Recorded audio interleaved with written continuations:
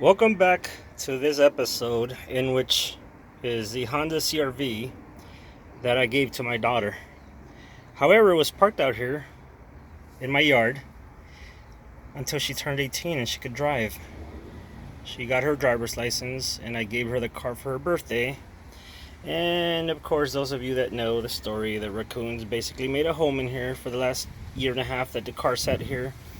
And they peed and they pooped and they just did what raccoons do, and yeah, that's what that looks like. So I gotta steam clean this thing after I'm done. Anyways, back to the topic. I am going to replace the distributor. I had to go buy a new one. The old one was shot. Brand new spark plugs, brand new spark plug wires, new valve cover gasket, oil cap.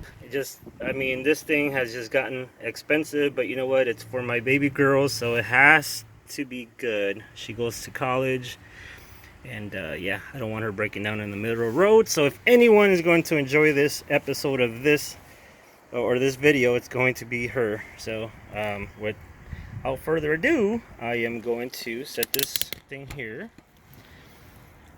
and start.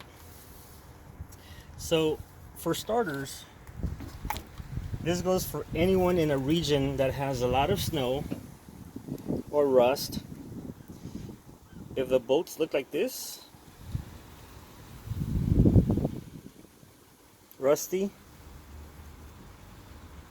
this is the only spot that the distributor body is going to have any grounding to the motor.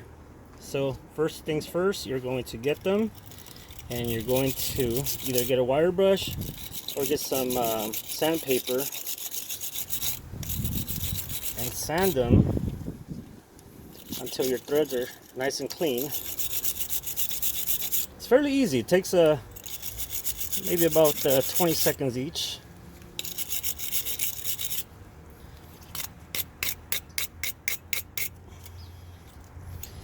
And the reason you want this is so that your distributor has a nice ground.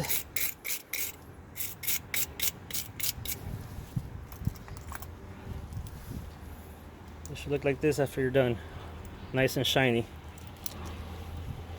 Next thing you're going to want to do is clean all the surfaces where it mounts.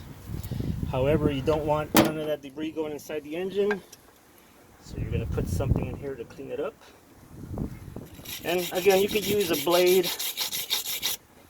You could use anything that cleans these up.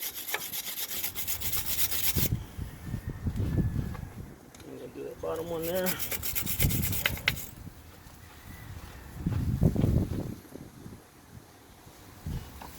We're all done there. Next thing you're going to do is take your bolts. I'm going to put mine in here somewhere, up here.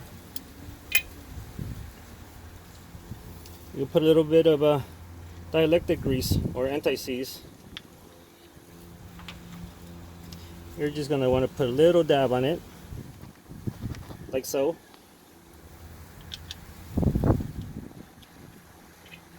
What that does is, just like it says, anti-seize, and also helps for the connectivity. In this case, it'll be your ground.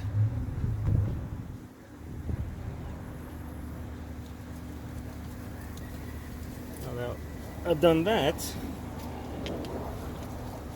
I'll just turn them in there a little bit, get some inside the threads in there, and it also cleans it up.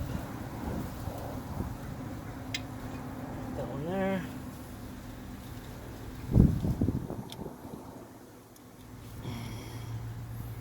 Put that one there. And of course, this bottom one here.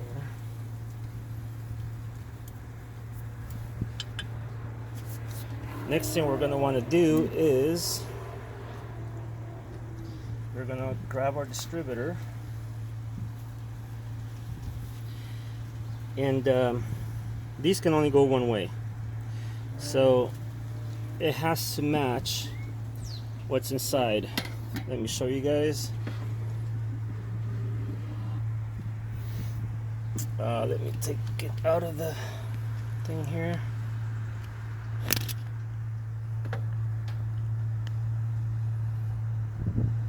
So it has to go in there and match it up. So as you can see, I pretty much cleaned it up already. Let me put it back on here.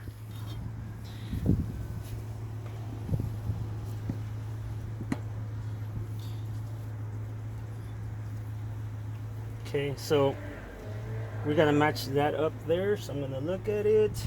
Pretty much goes there. Then you also want to lubricate this gasket here so it doesn't go in dry. So what I do is I take the dipstick, it's clean oil, basically put it around here like that, just like you would do an oil filter so it doesn't go in dry.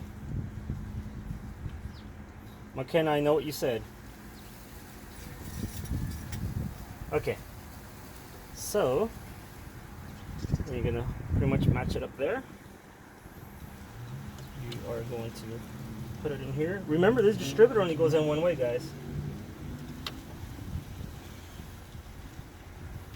So this is not the right way. So then it'll be, no, it can't be. It has to go, actually it has to go this way because the plug is on that side. Okay, so here we go. So we gotta match that cam.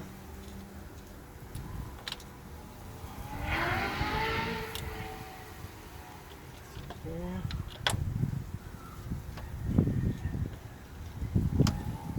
Alright, so that's the fun part.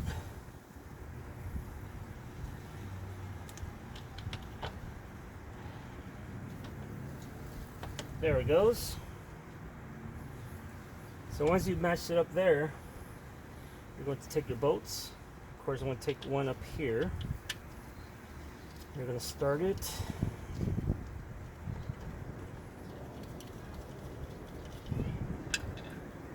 Got one back here.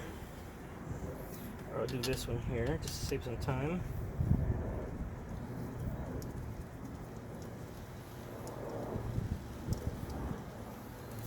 Got one back here.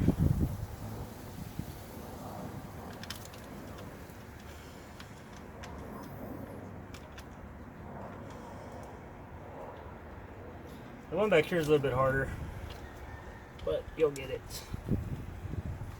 Just be patient.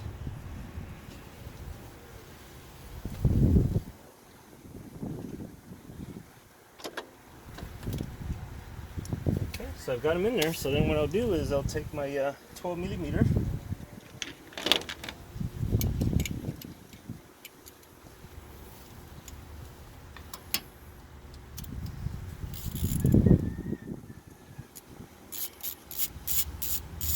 Remember, don't tighten them all the way because you still want to move it around.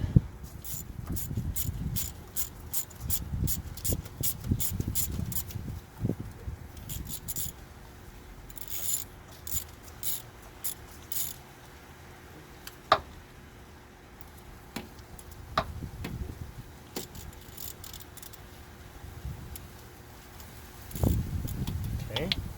This one here is a little bit harder. This one here you usually have to put it in with a wrench. I do have a gear wrench somewhere, but of course you know how that works. You can't find it when you need it.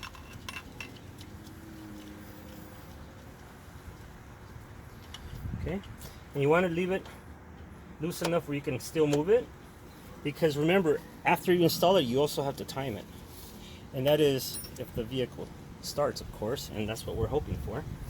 So then we're going to take this connector here, and we are going to put this one here until it clicks. There it goes. Now, the fun part is connecting these.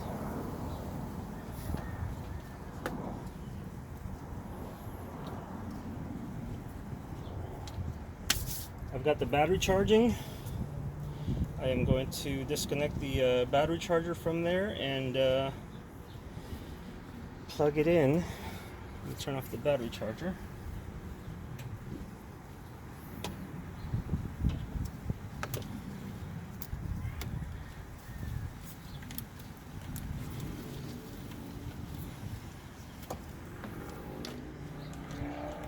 charger back in there. Turn it back on. Now, if I remember correctly, this is for this is 2. Was it 3? And 1. I think that's the way it is, guys. Don't quote me on it. Anyways, yeah, if everything's good, it should turn on. Let's go check it out. Here's the key.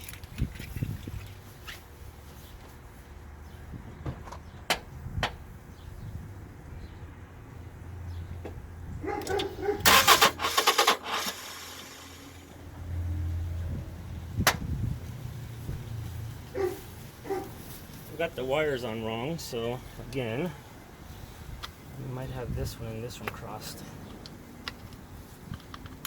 Sorry about that, guys. I should have drawn a little diagram for it before I started.